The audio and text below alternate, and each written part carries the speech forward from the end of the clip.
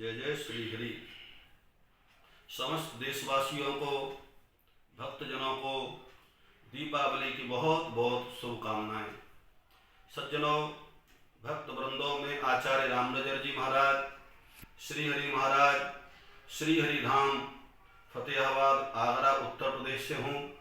आज मैं आपको जानकारी दूंगा कि लक्ष्मी की पूजा हमें किस विधि से करनी चाहिए और लक्ष्मी के पूजा के वास्तविक मुहूर्त क्या है।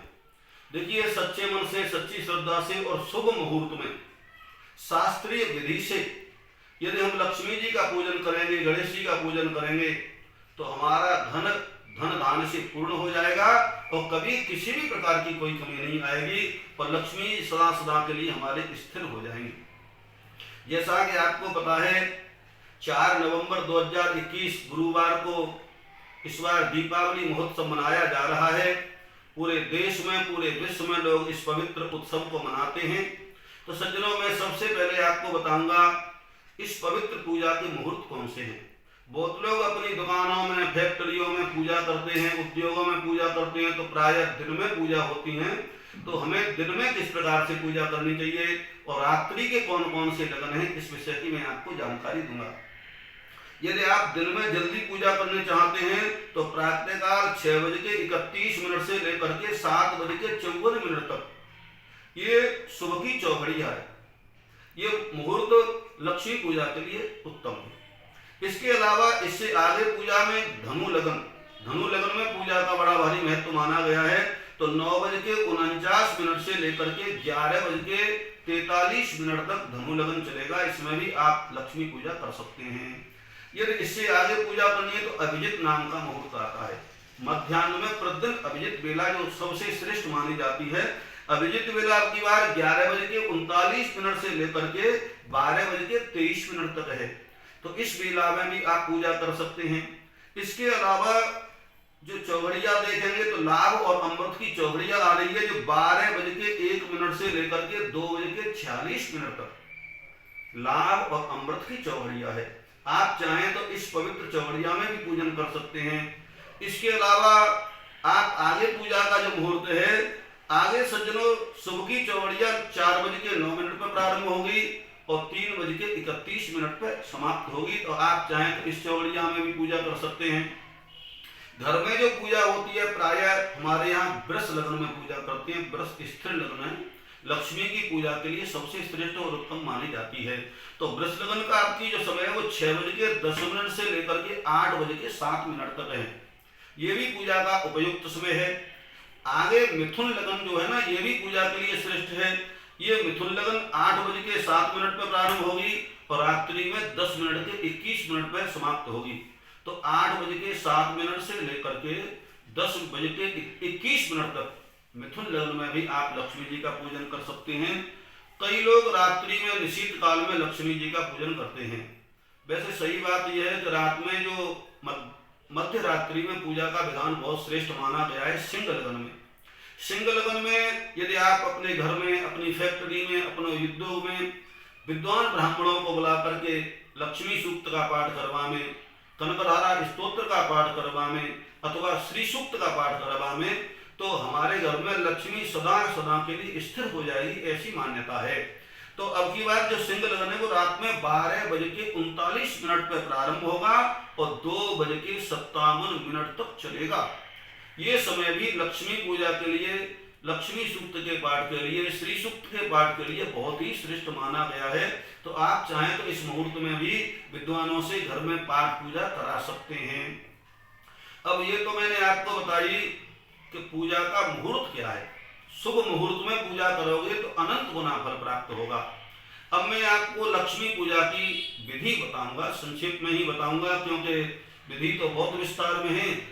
सामान्य व्यक्ति भी अपने घर में किस प्रकार से लक्ष्मी की प्रसन्नता के लिए लक्ष्मी की पूजा करें, ये मैं आपको बताऊंगा। तो सज्जनों, अपनी दुकान में, अपने घर में यदि हमें पूजा करनी है तो पूजा स्थल पे एक चौकी पे लाल वस्त्र बिछावे और उस वस्त्र के ऊपर लक्ष्मी और गणेश भगवान को स्थापित करें, सरस्वती माता को स्थापित करें, एक कलश स्थापित करें। यदि कोई विद्वान ब्राह्मण पूजा करने आया है तो नवग्रहों का भी पूजन करावें, षोडश मातृकाओं का भी पूजन करावें तो और श्रेष्ठ फल है। लेकिन अपने घर में ही आप स्वयं पूजा करना चाहते हैं तो लक्ष्मी, गणेश, सरस्वती माता और कलश में वरुण देवता, कम से कम इतना पूजन तो अति आवश्यक है। लक्ष्मी की कृपा तभी प्राप्त होगी। देखो, पूजन करने से पहले हमें स्वयं पवित्र होना चाहिए। मंत्र आप सब जानते हैं, अपवित्रः पवित्रो वा सर्वावस्थांगतो विवा यह स्मरेत पुंडरीकाक्षं सवाह्याभ्यंतरः शुचि। यदि मंत्र नहीं जानता है तो अपने ऊपर जल छिड़क करके भगवान विष्णु का स्मरण करना चाहिए, तो हम पवित्र हो जाते हैं। इसके बाद हमें आचमन करना चाहिए, केशवाय नमः, माधवाय नमः, नारायणाय नमः। इन मंत्रों के बोलते हुए आचमन कर लेना चाहिए। अपने सभी देवी देवताओं का, पितरों का स्मरण करने के बाद में ये पूजा शुरू करनी चाहिए। पूजा में सर्वप्रथम गणेश भगवान का पूजन होता है, क्योंकि भगवान गणेश विघ्नों के विनाशक हैं, रिद्धि और सिद्धि देने वाले हैं। इसलिए आप पे मंत्र नहीं आता है तो कोई बात नहीं, और यदि एक छोटा सा मंत्र है, वक्रतुंड महाकाय कोटि सूर्य समप्रभ निर्विघ्नं कुरु मे देव सर्वकार्येषु सर्वदा, ये गणेश जी महाराज का मंत्र प्रायः सब लोग जानते हैं, तो ये मंत्र बोल दो। या गम गणपतये नमः, इस मंत्र को बोल करके श्री गणेशाय नमः आवाहयामि स्थापयामि। लक्ष्मी माता का आवाहन करें, श्री ह्रीं महालक्ष्मी दिव्यै नमः आवाहयामि स्थापयामि। आजकल जो कैलेंडर मिलते हैं ना, उन पर भी लक्ष्मी माता का मंत्र लिखा रहता है, महालक्ष्मी नमस्तुभ्यं, नमस्तुभ्यं सुरेश्वरी, हरिप्रिये नमस्तुभ्यं, नमस्तुभ्यं दयानिधे। तो ये मंत्र बोल करके आप लक्ष्मी माता का आवाहन कर सकते हैं और सरस्वती माता का आवाहन करें, और कलश में वरुण देवता का पूजन करें।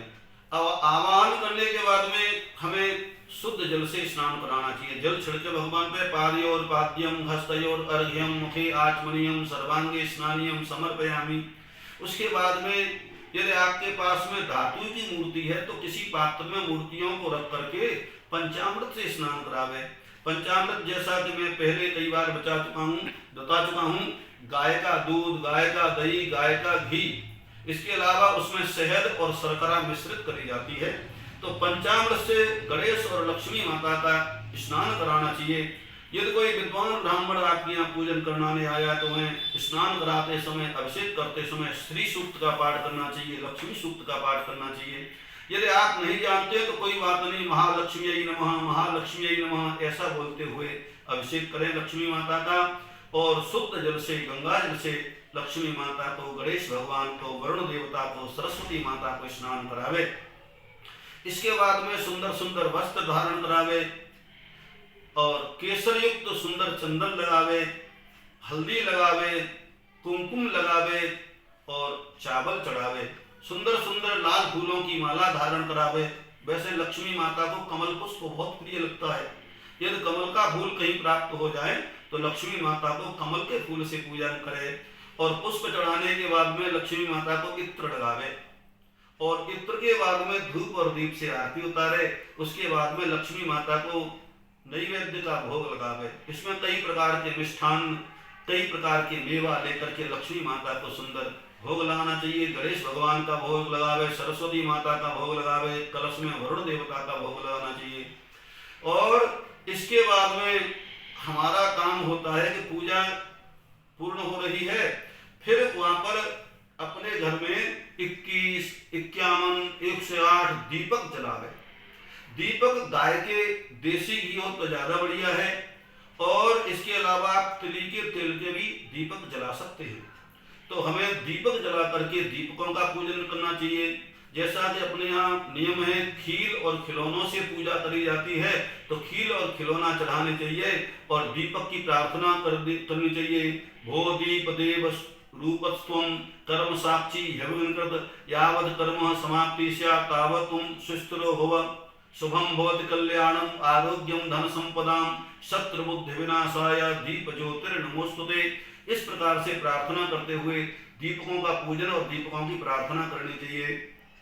लक्ष्मी माता की पूरी पूजा करने के बाद में, भोग लगाने के बाद में सच्ची श्रद्धा और भाव से आरती उतारनी चाहिए, और आरती के बाद में पुष्पांजलि करनी चाहिए, और पुष्पांजलि के बाद में परिक्रमा करके लक्ष्मी माता के चरणों में प्रार्थना करनी चाहिए, प्रणाम करनी चाहिए, और ऐसी प्रार्थना करें, हे महालक्ष्मी माता, हमारे घर में आप स्थिर रूप से विराजमान हो जाएं, हमारे संकटों को दूर करें, हमारे पूरी परिवार को सद्बुद्धि प्रदान करें, श्रेष्ठ धन प्राप्त करें। देखो, धन बढ़ जाए और सद्बुद्धि नहीं हो तो दुरुपयोग हो जाता है। इसलिए सरस्वती माता सद्बुद्धि देने वाली हैं। लक्ष्मी के साथ में सरस्वती माता का इसलिए पूजन करा जाता है क्योंकि हमारे पास लक्ष्मी जी की कृपा से धन बढ़ जाए, और बुद्धि सही नहीं हो तो धन में विकृति आ जाती है और धन का दुरुपयोग होता है।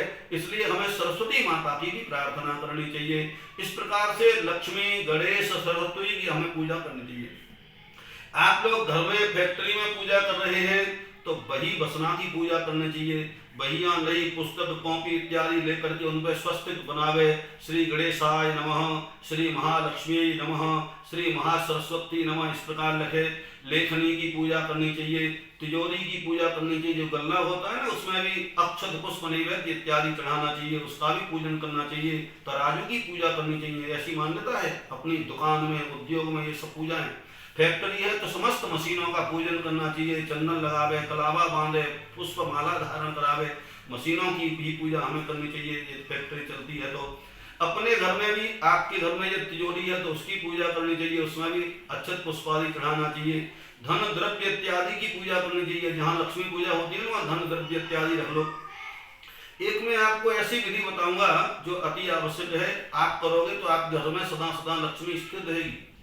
एक लाल कपड़ा लें, उसमें धनिया लें और कमलगट्टा, 5 कमलगट्टा, थोड़े से धनिया, कुछ सुपारी और हल्दी की गांठ, ये लेकर के और उसमें बंद कर दें। बांध करके लक्ष्मी पूजा के स्थान पर रख दें और लक्ष्मी पूजा समाप्त करने के बाद में अपनी तिजोरी में रख दें।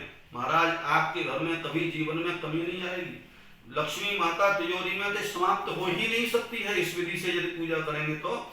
इसलिए हम सबका कर्तव्य होता है कि सही विधि विधान से लक्ष्मी माता का पूजन करें, और सही विधि विधान से लक्ष्मी पूजा होगा तो ये निश्चित है कि हमारे घर में लक्ष्मी स्थिर रहेगी और लक्ष्मी माता की सदा कृपा बनी रहेगी।